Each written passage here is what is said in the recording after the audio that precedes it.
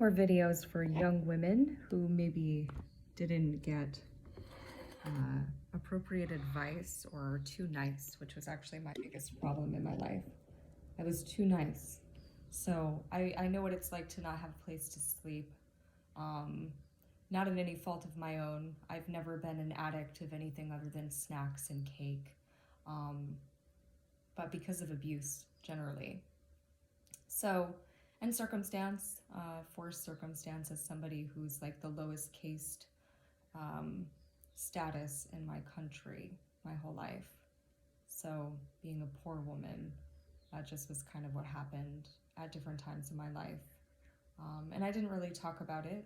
I just kept mostly everything that I owned. It was like my clothes, shoes, costume jewelry, things like that that I would keep with me because if I could hold down a job, then I could look nice and then I could always afford to buy food for myself. But something that I wish that I had realized a lot sooner was letting people crash on my couch. Um, because that has gone wrong for me in multiple different situations. And I always was just kind. And it didn't matter if it was a male or a female, I usually was willing to let somebody stay with me if they didn't have a home. There's one woman that stayed with me for over a week. She had nowhere to go. I would still let her stay with me, no problem. So she's someone I'm not including in this conversation. But um, for instance, more than one occasion, men did not respect boundaries and would try to get into bed with me or make a pass or a move at me when I was very boundary oriented with like my bed is over there between a door and you, and this is where you can stay. So it was a pretty obvious line that was drawn literally and figuratively. um, so one of the worst times this happened is when I worked at a restaurant that I did the breakfast shift, and a man was like, "Oh, I'm too drunk. I have to, I can't drive, all these things." And I was like, "Well, you can crash on my couch." So I went to bed and I woke up to him raping me. Um, and I pushed him off of me. And then he was really weird and it was scary. So I had to kind of project calm energy out. And he followed me to my job and sat at a table while I opened and then ordered food, and I had to wait on him first.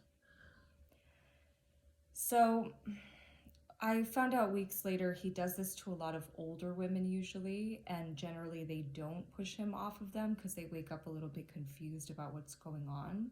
Um, but that made me really mad, and I confronted him actually. He's one of the only men that I've ever confronted because when I found out that he did it to so many women in Rockland, Maine at the time, he shares the same name as a rapist that I had when I was a teenager too, which was also the name of a band that I regularly listened to. So it's a little bit strange, that name, to continue to like pop up in negative ways.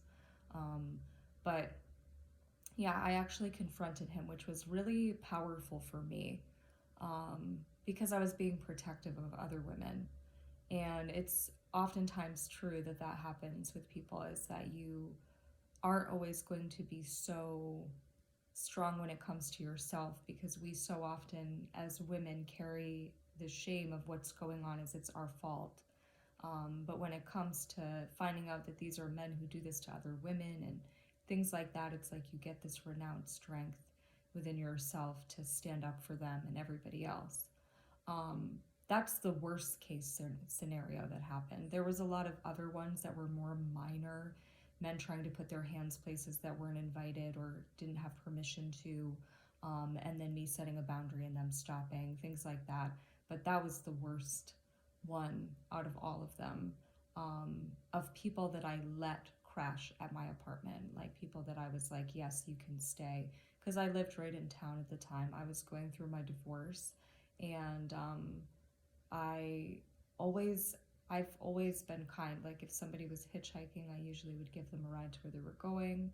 Um, Whether it was a male or a female, I always believed I could judge people's energy accurately. If I drove by and they seemed non-threatening, I would go back and pick them up, because I've also walked a crazy long distance before, you know, and that never bothered me, especially if I had my music. I could do anything. But these are situations that I think it's best when you're a woman, no matter how a man guilts you or tries to make you feel. There was a few men that were friends that crashed on my couch. They didn't breach any type of boundary with me. They were appropriate. So there are men that are like that. I just don't know how to tell people to gauge them, because I don't think that there is actually a gauge that can be used, honestly. In my life, I have seen every type of man and every type of woman be horrible and also be good. Like, there's been no way for me to tell. There's no type of person that's more trustworthy than the other. I feel like it's just going to be random. It's like you're taking a chance. So to young women, unless a man is like knowingly gay, or you know he's safe in a community, but also take into consideration that a lot of the rich men, or like the inherited money men, they're going to treat you different if you're poor than they treat women of their same social status, because they have the families to interact with. So make sure that you keep that in mind too, because I was always just a poor waitress. So I got treated different than a lot of other people in my life, because nobody cared and no one really knew where I was from. They must have just thought that I like landed there randomly from above or below or whatever their take on it is. But if I could give young women, as an almost 38-year-old woman, advice, it would be, if it's a man, just say, wow, that sucks. And that's if you are still nice enough to want to talk to strange men that you don't know. I still am way too nice, actually, and even naive, which is pretty unfortunate.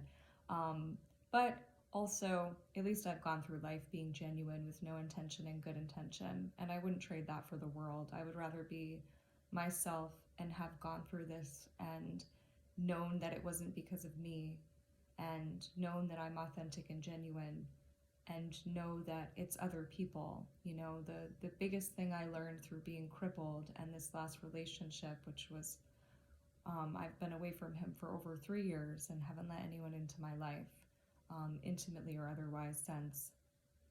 And the best thing that I learned after about a year of thinking that somehow my spinal cord injury was my bad karma and I deserved it in some weird way, you know, like all of these scenarios. And then I finally realized that it wasn't my bad karma, it was his earned bad karma. So that's the message that I want women to hear most often, is that somebody else's violence towards you, and the men, the few men, I don't want to say few men, but some men that go through abuse too.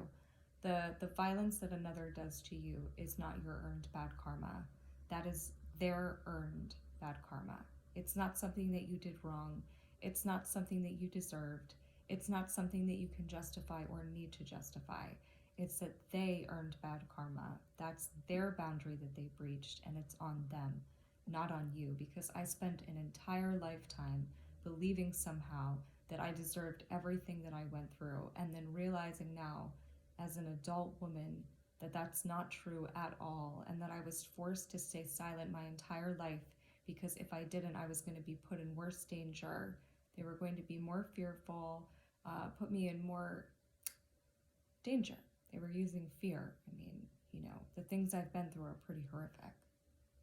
And when I spoke up about them from back home, no one wanted to hear about it, because it shook their idea of what my life was like or who I was. And they just couldn't accept the fact that I had gone through hard things, because they never had. So make sure that if you're a young woman, you know this. In quite a lot of places in the world, it is taught to women to be cautious in this way. I think it's just important that people educate their children. And yeah, like if you're a parent and, you know, tell your young woman, child that do not feel bad if a man tries to make you feel bad um, for not having a place to go. That is not your problem or responsibility. And when you're genuine and kind and you want to help everybody all the time, it's foreign to feel that way. It doesn't feel right to say, well, too bad, like, good luck, hope you find it. Um, but it's something that needs to be done so that people can stay safe, so that those women can stay safe. Because what I've been through um, isn't great, and I wouldn't wish on anyone.